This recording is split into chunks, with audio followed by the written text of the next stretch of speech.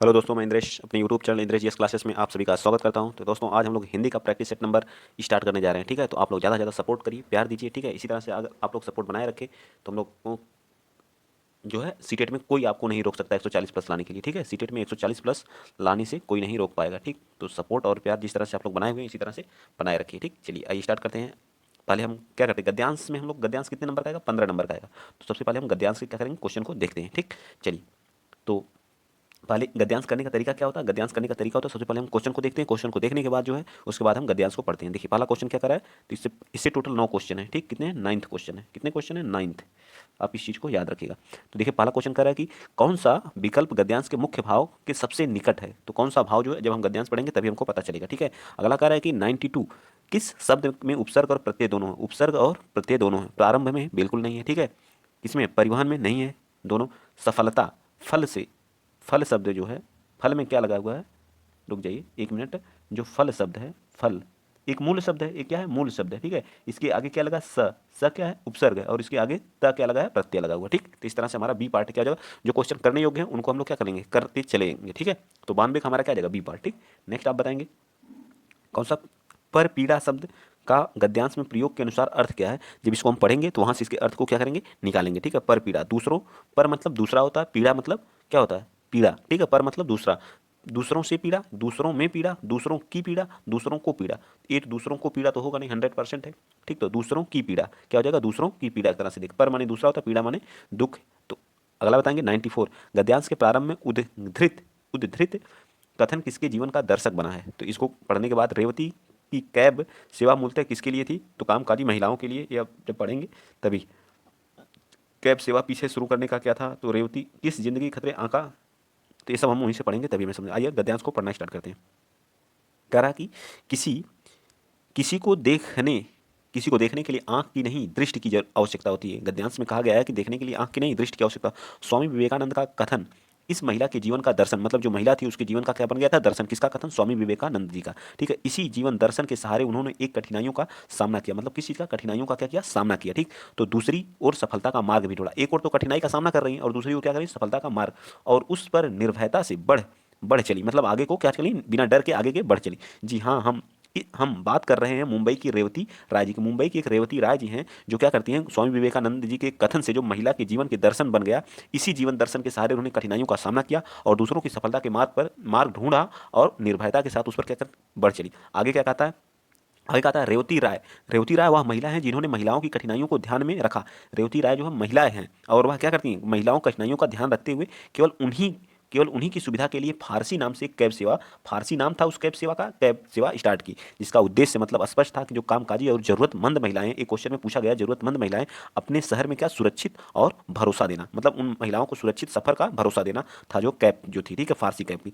तो यह सेवा उन महिलाओं के लिए जो है वरदान साबित हुई। क्या हुई, वरदान साबित हुई, जिन्होंने महानगरों में मुंह बाएं बैठे अपराधी तत्वों या पर पीड़ा में आनंद लेने वालों से प्रायः रोज जूझ रही थी। मतलब जो अपराधी थे, अपराधी तत्व थे, जो उनसे क्या थे, रोज महिलाएं परेशान रहती थी उनसे, इससे क्या मिली, छुटकारा मिला। ठीक है, अब आगे क्या है, आगे देखिए अगला, कह रहा खतरों खतरों की आशंका से, जो हमारे खतरे थे उनकी आशंका से भरी सड़क परिवहन की जिंदगी में कदम रखने का निर्णय लेना रेवती के लिए सरल नहीं था, लेकिन कभी कभी व्यवस्था विस विवशता भी प्रेरणा देती है। ऐसे ही अवसरों पर दृष्टि आंख नहीं दृष्टि वाला दर्शन प्रेरक होता है। ठीक है, तो गंभीर बीमारी से जूझ रहे पति के इलाज में सारी जमा पूंजी चुक जाने के बाद रेवती ने अपने अस्तित्व के लिए कुछ न कुछ करना था। सो उन्होंने एकदम नया रास्ता चुना, कैब के द्वारा महिलाओं की सुरक्षित यात्रा का आश्वासन। ठीक है, सुरक्षित महिला का आश्वासन। तो गद्यांश क्या करा है, 91 क्वेश्चन देखिए, कौन सा विकल्प गद्यांश के मुख्य भाव के सबसे निकट है। साहस और खतरे, पहले घर फिर बाहर, हिम्मत और जिंदगी, हिम्मत करे इंसान तो क्या काम है मुश्किल। अगर हिम्मत है इंसान तो महिला क्या करती है, उसकी इतनी हिम्मत रहती है, हिम्मत उसके पति का क्या तबीयत खराब होने के बाद, मतलब जूझ रहा था बीमारी से, उसके बाद भी उसने क्या किया, कैब को स्टार्ट किया। ठीक है, आगे चलिए। नेक्स्ट अगला क्या क्वेश्चन, किस प्रत्यय प्रत्यय और उपसर्ग दोनों है, तो मैं बता चुका हूं सफलता में है। ठीक है, नेक्स्ट बताएंगे पर पीड़ा शब्द का गद्यांश में प्रयोग के अनुसार अर्थ क्या होता है, दूसरों की पीड़ा। ठीक है, दूसरों की पीड़ा। ठीक, नेक्स्ट क्वेश्चन बताएंगे। अब इसमें आप अगर गद्यांश पढ़े हुए हैं तो 2 से 3 मिनट में सारे क्वेश्चन, 9 क्वेश्चन आप कर ले जाएंगे। ठीक है, गद्यांश के प्रारंभ में उद्धृत कथन किसके जीवन का दर्शक बना। जो उद्धृत कथन है तो किसके जीवन का क्या है, दर्शक बना। रेवती राय के असुरक्षित महिलाओं के विवेकानंद के, बताइए किसके जीवन का क्या बना, उद्धृत बना। तो रेवती राय के, जो स्वामी विवेकानंद का जो कथन था वो किसके जीवन का दर्शक बना, तो बना जो है रेवती राय, जो कहाँ की थी, मुंबई की थी। ठीक, गद्यांश में सब सारी चीजें दिया गया, वहीं समय करना है।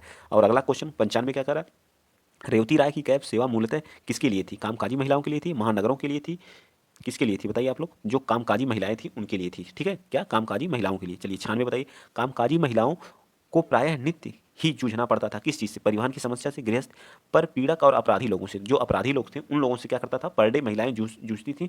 उन्हीं को देखते हुए जो है हमारी जो रेवती राय जी थी जो कैब सेवा को स्टार्ट किया था। ठीक, मेरे ख्याल से सारी चीज़ें आपको समझ में आती गई होंगी। अगर आप अच्छे से गद्यांश को, मैंने एक बार गद्यांश को पढ़ा है, उसके बाद सभी क्वेश्चन कर रहा हूँ। ठीक है, तो बिना गद्यांश देखे भी आप कर सकते हैं अगर गद्यांश को सही से पढ़ ली। कैब सेवा प्रारंभ करने के पीछे कारण क्या था, महिलाओं की कठिनाई, पारिवारिक व्यवस्था, सामाजिक दबाव, समाज सेवा की भावना। तो बताइए क्या था, क्या था। तो महिलाओं की कठिनाई, जो महिलाएं अपराधियों से जूझ रही थी, सबसे बड़ी कठिनाई यही थी। रेवती राय ने एकदम नया रास्ता चुना, खतरों में कदम रखने का, लोगों की सेवा करने का, बीमार पति की देखभाल का, महिलाओं के लिए कैब चलाना। तो क्या किया था बताइए, 58 महिलाओं के लिए कैब चलाना, तो ये नया उनका क्या था, रास्ता था। ठीक है, 99 बता दीजिए। एक आ रहा है, किस जिंदगी को खतरे और आशंका से भरा माना गया है, फारसी कैब चलाना, कामकाजी महिलाओं, महानगरों, सड़क परिवहन को लिए। तो सड़क परिवहन सबसे खतरा किसे माना, आशंकाओं से भरा माना गया है, तो सड़क को माना गया है, सड़क परिवहन को। चलिए अब आगे हम लोग गद्यांश तो कर चुके हैं, अब कव्यांश करना, तो कव्यांश के बारे में बताइए, पढ़कर दिए गए प्रश्नों को उचित। अब इसको पढ़िए और आंसर देना है। तो गरजते घन घना घन घन, तो मतलब जो बादल है, गरजते घन घन का मतलब क्या होता है, एक बादल, जो बादल हैं वो क्या कर रहे हैं, गरज रहे हैं, घन घना घन। ठीक है, और नाचते, जब ये गरज रहे हैं तो इनको देख करके मोर क्या कर रहे हैं, अपने मन ही मन क्या करें, नाच रहे हैं, नाचता है मोर, मोर सा मन, जो मन हमारा है वो मोर सा कैसा डांस कर रहा है, नाच रहा है। ऐसी पड़ी झरझर झड़ी, ऐसी पड़ी मतलब जो वर्षा की बूंदें हैं वो झरझर क्या पड़ रही, भीगा बदन बेसुध है मन, मतलब बदन पूरा तरह से क्या हुआ, हो गया, भीग गया, और मन हमारा क्या है, बेसुध हो गया। ठीक है, और आज वर्षा अजब आई, वर्षा क्या है, बहुत ही अजीब ढंग की गजब की आई है। ठीक है, बह रही है मस्त पुरवाई हवा, जो पूर्वा हवा है बहुत ही अच्छी चल रही है। ठीक है, नदी है द्वार तक आई, जो नदियां हमारी हैं उसमें पानी हमारे द्वार तक आ चुका है भर करके। ठीक है, मेघों से लिपट कर सो गया है सूरज, जो सूर्य हमारे हैं, सूर्य देवता, वो क्या करें, मेघ में क्या करें, छिप गए हैं। ठीक है, ले रहे हैं खेत, खेत भी क्या पूर्ण रूप से अंगड़ाई ले रहे हैं, आज वर्षा गजब की आई। ठीक, इन्हें हम पढ़ करके हमें आंसर देना है। चलिए, बेसुध, बेसुध का, बेसुध मन कह करके कभी क्या बताना चाहता था, बेसुध का मतलब क्या होता है, झूमना, झूमना ये नहीं होता गाना, पानी में भीग जाना ये भी नहीं, हमारा क्या, मस्त हो जाना, क्या हो जाना, एकदम मस्त हो जाना, किसी चीज़ में एकदम लीन हो जाना, शुद्ध, बेशुद्ध हो जाना, बिना शुद्ध के। ठीक है, अगला 101 बताइए, खेत अंगड़ाई ले रहे हैं क्योंकि सुबह हो गई है, वे नींद से जाग रहे हैं, उन्हें बहुत आनंद आ रहा है, सूर्य दिखाई नहीं दे रहा, सूर्य के सो जाने से उन्हें नींद आ रही। बताइए खेत क्यों अंगड़ाई ले रहे हैं, तो खेत जो है इसलिए अंगड़ाई ले रहे हैं क्योंकि सूर्य के सो जाने से उन्हें भी नींद आ रही है। ठीक है, क्योंकि सूर्य क्या छिप गया है। ठीक, चलिए आगे बताएंगे 102, गरजते घन घना घनन घन घन में अलंकार कौन सा है बताइए 102 में, तो हमारा अनुप्रास है, क्योंकि एक ही वर्ण की क्या है, बार बार आवृत्ति, घ घ घ न की क्या हो रही, आवृत्ति हो रही, तो वहाँ हमारा क्या होता है, जहाँ कोई किसी का अर्थ चिपका रहता है उसे श्लेष अलंकार बोलते हैं। ठीक है, जहाँ किसी से उपमा की जाती है वहाँ उपमा अलंकार होता है। सारी चीज़ें आपको याद होनी चाहिए। चलिए 103 बताएंगे आप लोग, कह रहा है 103, 103 क्या कह रहा है देखिए, 103 हमारा कह रहा है कि मन की उपमा किससे की गई है, मन की उपमा जो है किसके साथ की, मोर से की गई है, सावन से की गई, बादल से की गई, वर्षा से की गई, तो मन की उपमा जो है मोर से की गई है। ठीक है, मोर सा हमारा मन क्या कर रहा है, डांस कर रहा है, नाच रहा है। ठीक है, 104 में लिपट कर सो गए सूर्य का भाव क्या है, छिप गए सूर्य, खो गए सूर्य, नींद में है सूर्य। तो बताइए 104 का मतलब छिप गए, बादलों में क्या किया, छिप गया। पूर्वाई का आशय क्या होता है, पूर्व की बहने वाली पवन, मस्त करने वाली, पूर्व से आने वाली वायु, पूर्व को बहने वाली नदी, तो नदी तो है नहीं, मस्त करने वाली हवा ये भी है, क्या है हमारा बी पार्ट है।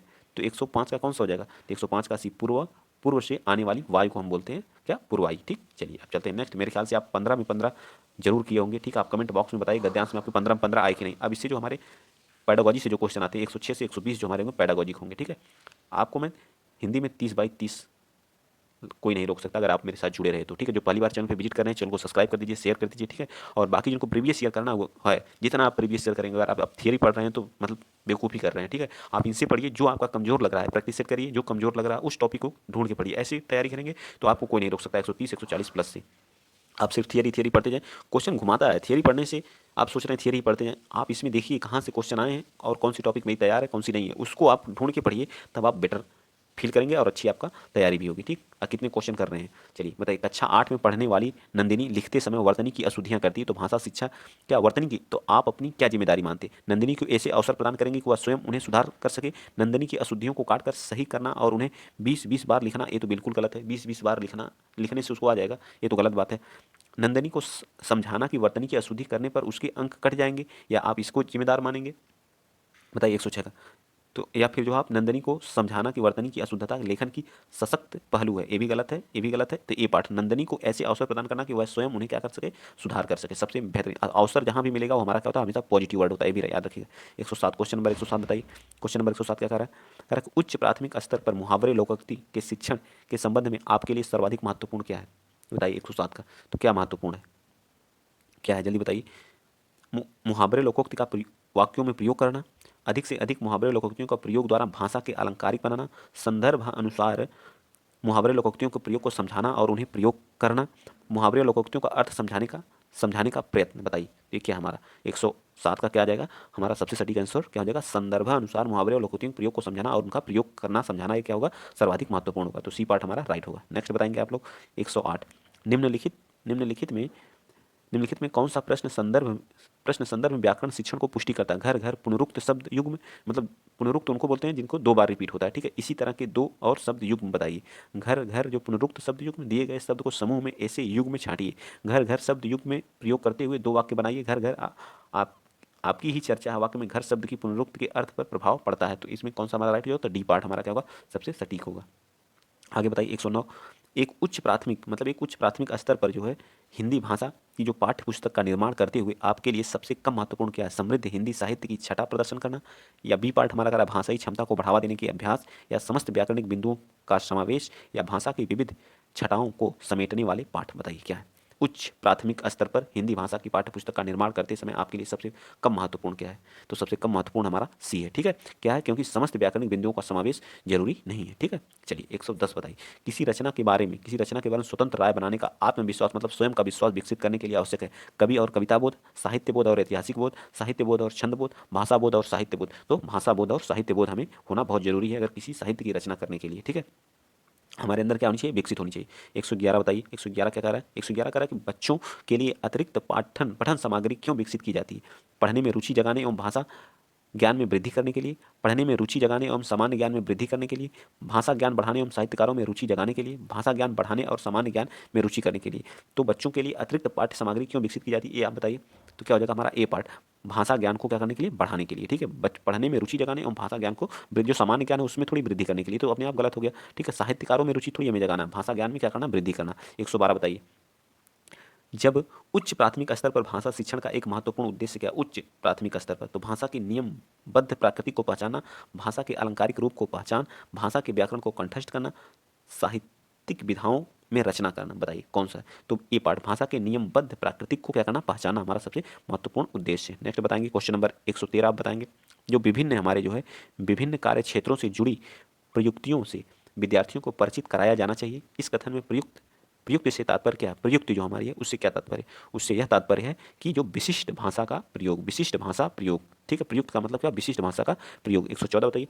भाषा शिक्षण की किस विधि में मातृभाषा को मध्यस्थ नहीं रखा गया, मातृभाषा को मध्यस्थ नहीं रखा गया, व्याकरण विधि में, सूत्र विधि में, अनुवाद विधि में, या प्रत्यक्ष विधि में। बताइए 114 का। तो 114 का क्या आ जाएगा, प्रत्यक्ष विधि में जो हम जो है मातृभाषा को मध्यस्थता के रूप में नहीं, बाकी अनुकरण व्याकरण विधि में भी है, अनुवाद विधि में भी है, सूत्र विधि में भी हमारी क्या है, मातृभाषा मध्यस्थता करती है, लेकिन प्रत्यक्ष विधि में नहीं करती है, ठीक है। आगे चलते हैं क्वेश्चन नंबर 115 आप बताएंगे। 115 क्या कर रहा है, 115 कह रहा है कि भाषा शिक्षण के संदर्भ में किसी शिक्षक के लिए सर्वाधिक महत्वपूर्ण पाठचर्या सामग्री सहगामी क्रियाओं का आयोजन करना, भाषा प्रयोग से अधिक अवसर प्रदान करना, या निर्धारित पाठ्यक्रम को पूरा करना, या परीक्षा का आयोजन करना। ये दोनों तो बिल्कुल गलत है। सबसे महत्वपूर्ण पूछा है तो सबसे महत्वपूर्ण हमारा 15 का क्या हो जाएगा, अवसर प्रदान करना जो है बच्चे भाषा प्रयोग के लिए अवसर जहां जहां मिलेगा। मैंने कितनी बार बताया, एक क्या होता है, पॉजिटिव होता है, पॉजिटिव हमारे वर्ड है, पॉजिटिव निगेटिव वर्ड पे हमारी वीडियो बनी हुई है, वहां जाके आप देख सकते हैं, ठीक है। तो इसका क्या आ जाएगा, बी पार्ट राइट हो जाएगा 15 का। 16 का बताइए। 16 क्या कर रहा है कि एक सतत आंकलन, मतलब कंटिन्यूअस आंकलन का उद्देश्य यह जानना है क्या है। अगर आप कंटिन्यूअस आंकलन, बच्चे कैसे सीखते हैं, बच्चे क्यों सीखते हैं, बच्चे ने कितना सीखा, बच्चे ने क्या सीखा, तो कैसे सीखा, क्या सीखा, क्यों सीखा, या क्या नहीं सीखा, तो जानने का उद्देश्य क्या होता है। इसका सबसे सटीक आंसर 16 का, बच्चे कैसे सीखते हैं, ये हमारे सतत मूल्यांकन का उद्देश्य है, ठीक है। 117 बताइए। जब शिक्षिका पूछती है कि हम भी सफल होंगे, तो इस वाक्य में भी लगने से अर्थ में क्या अंतर आता है, तो इसका आशय है कि शिक्षिका बच्चों से को क्या अवलोकन क्षमता के अवसर देना चाहती है, भाषा की बारीकी समझाना चाहती है, व्याकरण सिखाना चाहती है, या परीक्षा के लिए तैयार करना चाहती है। ये तो क्या 117 का, तो परीक्षा के लिए क्या, हम भी सफल होंगे, इस वाक्य में भी लगने से क्या होता है, ये क्या करता है, परीक्षा के लिए तैयार कराना चाहती है, क्या कराना है, परीक्षा के लिए तैयार कराना चाहती है। चलिए नेक्स्ट बताइए 118। क्वेश्चन नंबर, हिंदी भाषा में शिक्षक के रूप में आपके लिए सबसे महत्वपूर्ण है भाषा प्रयोग की क्षमता का विकास, बताइए, या फिर व्याकरणिक नियमों की जानकारी, या फिर भाषा कौशल का ज्ञान, या संवैधानिक मूल्यों की जानकारी। 118 का, तो संवैधानिक मूल्यों की जानकारी जो हमारा सबसे राइट आंसर है, भाषा शिक्षक के रूप में आपके सबसे कम महत्वपूर्ण है। ठीक है, अगला बता दीजिए क्वेश्चन नंबर आप बताएंगे 119, साहित्य की किस विधा के शिक्षण में सस्वर पठन सर्वाधिक अपेक्षित है। आत्मकथा में सस्वर पठन सर्वाधिक अपेक्षित, साहित्य की किस विधा में सस्वर स्मरण या जीवनी या एकांकी, तो एकांकी में जो हमारा क्या है सस्वर पठन सर्वाधिक अपेक्षित है। ठीक है, अगला बता दीजिए, आज का ये लास्ट क्वेश्चन है 120। 120 का बताइए क्या है, उच्च प्राथमिक स्तर पर हिंदी भाषा में अभिव्यक्ति परखने के लिए आप किस प्रश्न को सर्वाधिक महत्वपूर्ण समझते हैं। लोकगीत को संस्कृत के परिचायक होते हैं, इस कथन पर अपने विचार व्यक्त कीजिए। आंखों पर पर्दा पड़ना मुहावरे का वाक्य में प्रयोग कीजिए। सेना ने पार्क को क्यों घेर घेर लिया है, बताइए कौन सा है, तो ये बी पार्ट है। आंखों पे पर्दा पड़ना मुहावरे का वाक्य प्रयोग कीजिए। ठीक है, सबसे सर्वाधिक महत्वपूर्ण है, तो हमारा बी पार्ट हो जाएगा। मैंने टोटल आज 30 क्वेश्चन कराए हैं हिंदी में। अगर 30 में आप 28-29 के आसपास हैं तो आपकी बहुत बेटर तैयारी है। आप लगे रहिए, 30 में 30 कोई नहीं रोक पाएगा। आप लास्ट में बता दिया करिए कितने हैं। आप जब स्टार्ट होता है प्रैक्टिस से बहुत समय नहीं रहता है, 15 से 20 मिनट या 25 मिनट का मेरा होता है। ठीक है, तो आप 1 लिख लिया करिए यहाँ, सही ए इसका होगा, 2 20 का सही, फिर आप ऐसे करके देखा करिए कितने में सही कर रहा हूँ। ठीक है, तो इस तरह से आपकी तैयारी और बेटर होगी। जहाँ जहाँ पे आप क्वेश्चन नहीं कर पा रहे हैं, आपको थियरी का कोई नोट्स बनाए होंगे, तो जो नहीं जहाँ से सही हो रहा उस चीज़ को देखिए, क्यों नहीं मैं सही कर पा रहा हूँ, उस टॉपिक को पढ़ लीजिए उसी टाइम जो है। ठीक, ऐसे तैयारी करेंगे तो आपका 130 125 से कोई नहीं रोक पाएगा, 130 प्लस और 125। ठीक है, कोई नहीं रोकेगा। ठीक, अभी भी आप लोगों के पास बहुत समय है। ठीक, अगर जिनको पास होना हो तो 1 हफ्ते भी पढ़ेंगे तभी पास हो जाएंगे, 90 प्लस या 82 प्लस जिनको लाना है, तो वो लोग 1 हफ्ते भी अगर ढंग से पढ़ लेंगे तभी तैयारी अभी से भी जो। ठीक है, तो आज के लिए इतना ही। वीडियो अगर अच्छा लगा है तो लाइक कर दीजिएगा, शेयर करिए, चैनल को करिएगा सब्सक्राइब करिए। जय हिंद, जय भारत।